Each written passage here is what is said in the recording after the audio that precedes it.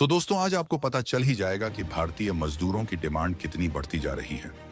तो दोस्तों आओ जानते हैं। दोस्तों भारत से इजराइल पहुंचने वाले श्रमिकों की संख्या 16,000 पहुंची। फिलिस्तीनी मजदूरों की जगह ली बढ़ा दी। बताया जान को कितना खतरा। हमास के हमले के बाद इजराइल में निर्माण क्षेत्र में श्रमिकों की कमी हुई, जिसे पूरा करने के लिए हजारों भारतीय मजदूर पहुंचे।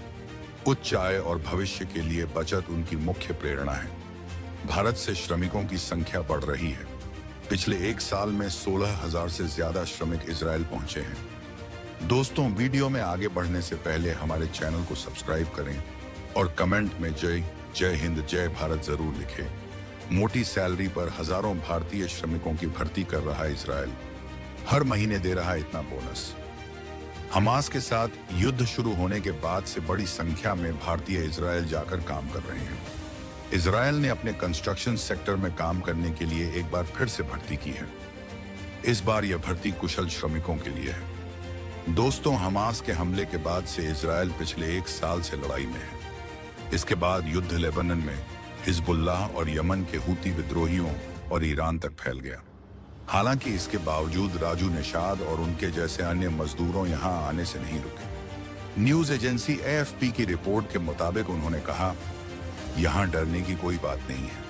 कई बार हवाई हमले की चेतावनियों के कारण हमें शेल्टर की ओर भागने के लिए मजबूर होना पड़ता है। सायरन बंद होते ही हम अपने काम पर लौट जाते हैं।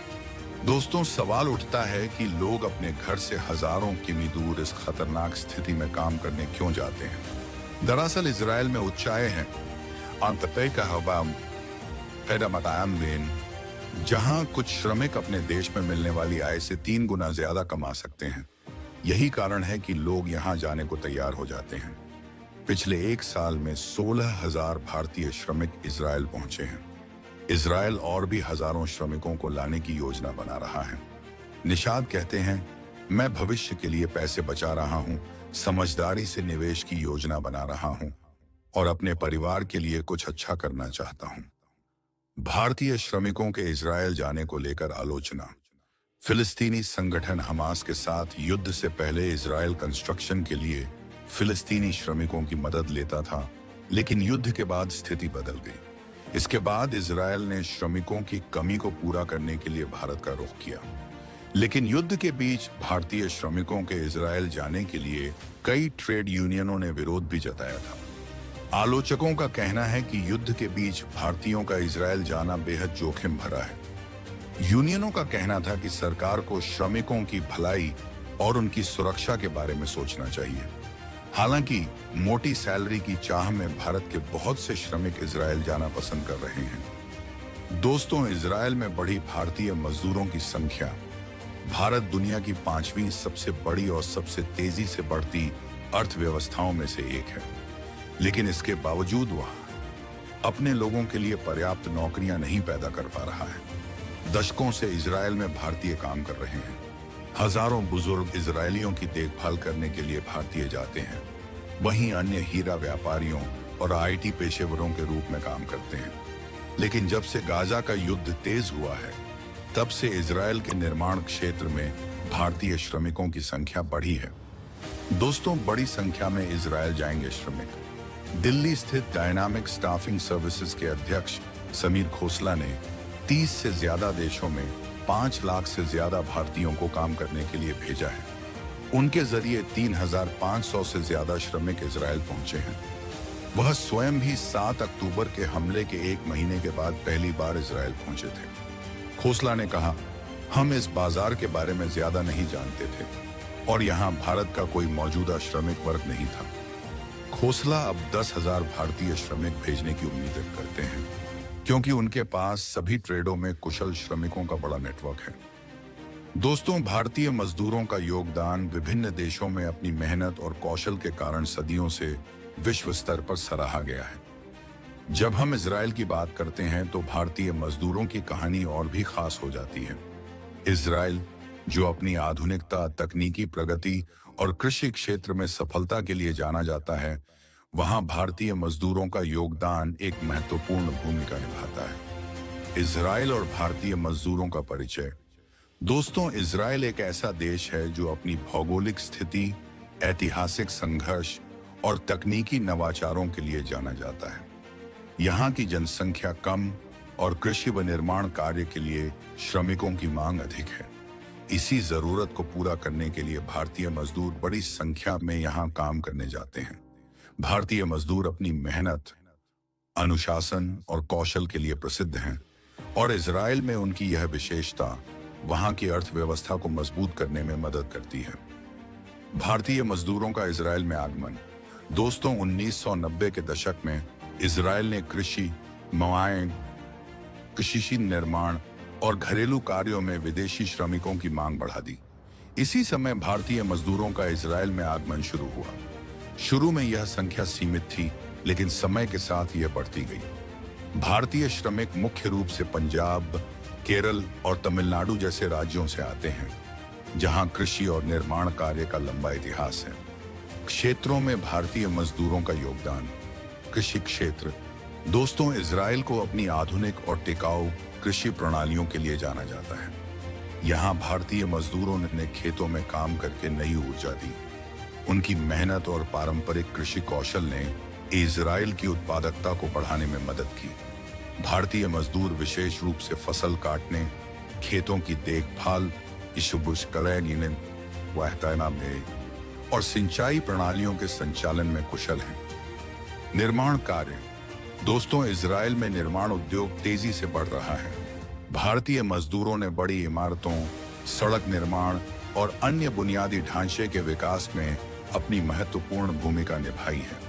उनकी तकनीकी समझ और काम के प्रति समर्पण ने इजराइल को आधुनिक और प्रभावशाली शहर बनाने में मदद की।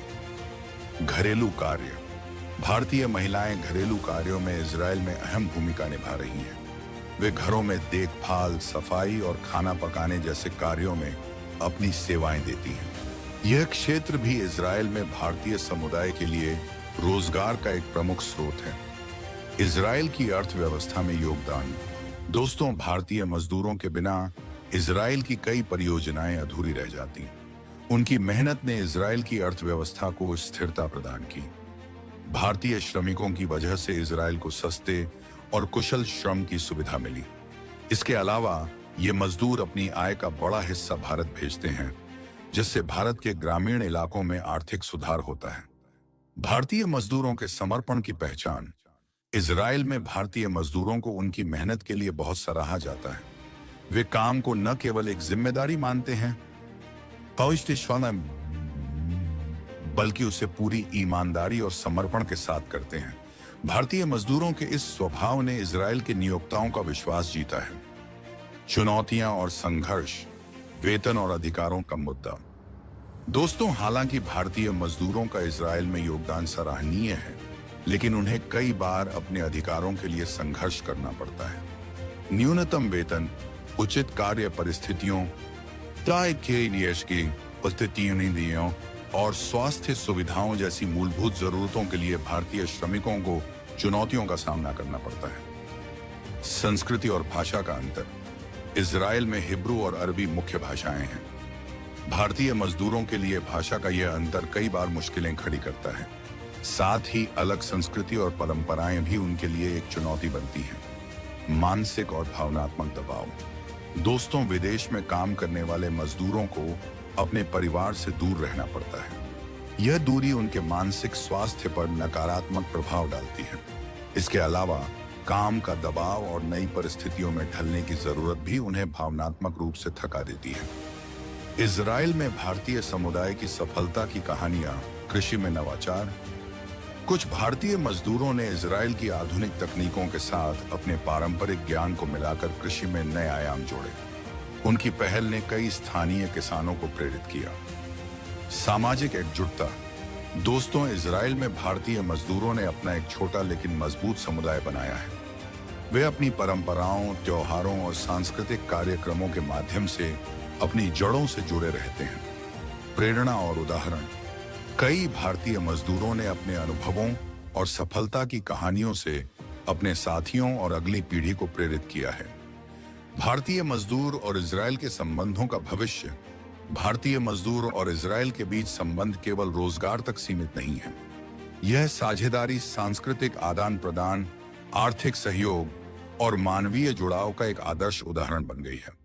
इजराइल में भारतीय मजदूरों की भूमिका भविष्य में और भी बढ़ने की संभावना है, खासकर उन क्षेत्रों में जहां कुशल श्रम की मांग है। भारतीय मजदूरों ने इजराइल में न केवल अपनी मेहनत और कौशल से एक महत्वपूर्ण भूमिका निभाई है, बल्कि वहां की तस्वीर बदलने में भी मदद की है।